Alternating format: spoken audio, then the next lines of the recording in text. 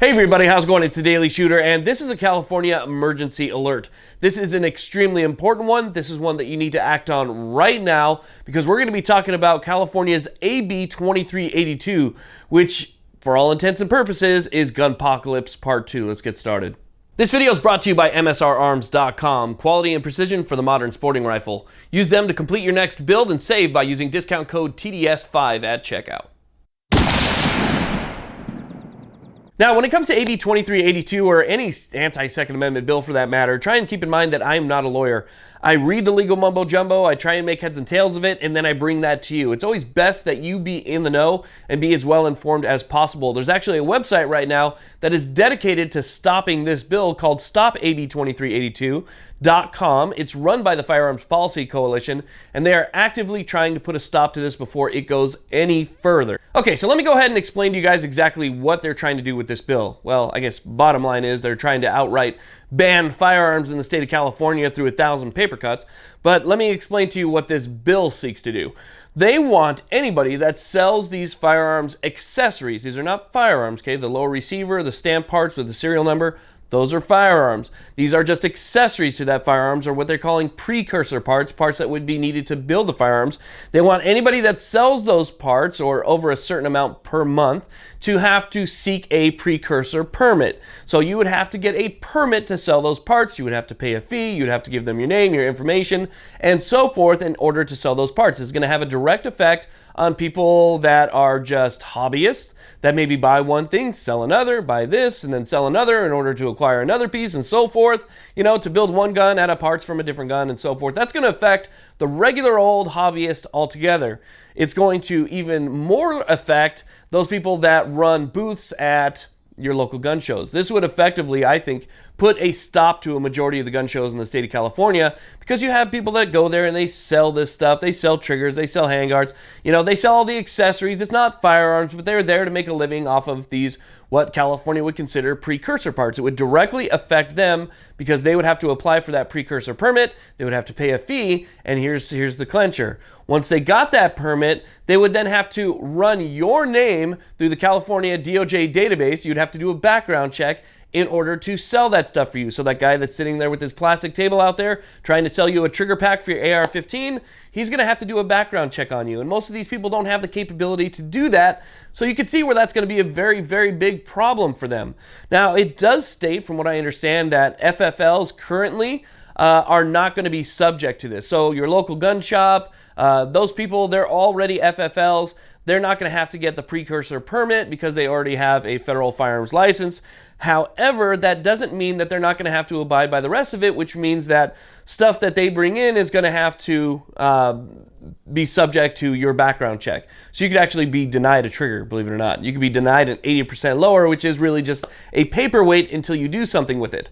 Again, magazines even. There's quite a few parts that they consider precursor parts that would directly affect your next pistol or rifle build.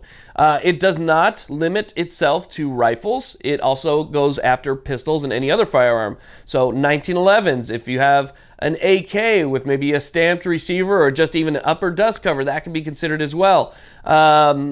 If you have a slide that you want to bring in, let's say you're building your first custom Glock and you want to bring in a new slide, that would have to go through a licensed precursor vendor, and you would have to go through your background check. Also, it would basically eliminate the importation of these things into the state as well. So under the current ban on ammunition, you can't go to, let's say, from California to Nevada, Arizona, so forth, buy ammunition and then bring it back across state lines. You could, but that would be illegal, and if they caught you, you could be in some really big trouble because you're bringing that ammunition across state lines. It would be the same thing.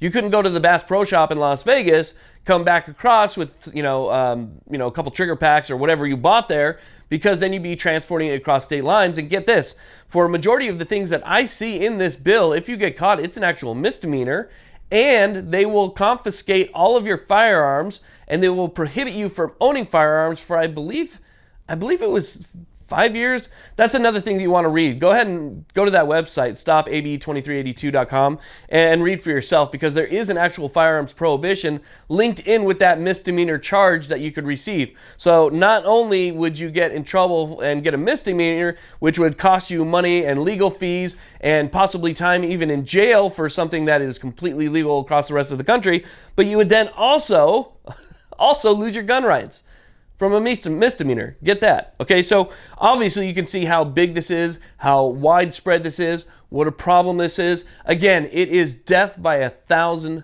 cuts. That's what they're doing. That's how they're coming after us. They're changing definitions. They're changing their way of thinking about things. They're pushing these anti-assault weapons bans. They're pushing all of this stuff down our throats in pieces that eventually lead to just a complete ban statewide.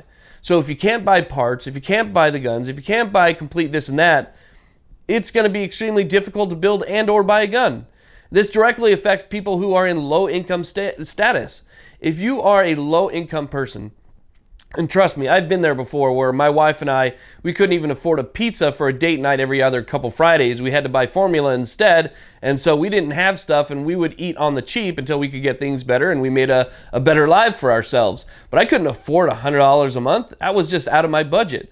So for somebody who may be saving money over time that wants to buy this stuff, you have one more fee, you have one more hurdle, and it is nearly impossible for somebody who is in low income situation to be able to defend themselves. Even a simple thing like transferring a piece or a product and buying maybe a piece over time to build your own gun to defend yourself is going to be nearly impossible if you have to go through every piece. So guys, keep that in mind.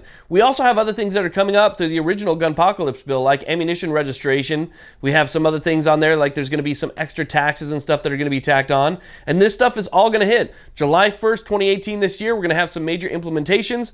January 1st of 2019, there's going to be some implementations. And if this goes through, you're looking at January of 2020. So just a non-stop barrage of anti-gun stuff that is absolutely going to kick our butts. It is going to be devastating to the Second Amendment in California, and we have to put a stop to it. So please, please sign the petitions. Call anybody that you can, that you know in state government that has an ear, and make them listen. This is extremely important. We need to stand up. We need to take action. Please support the sponsors of this video. I want you guys to go over and go to StopAB2382, and please support MSRarms.com for helping making this video possible. Thank you all very much for watching. I really do appreciate it. Please like, subscribe. Have a great day.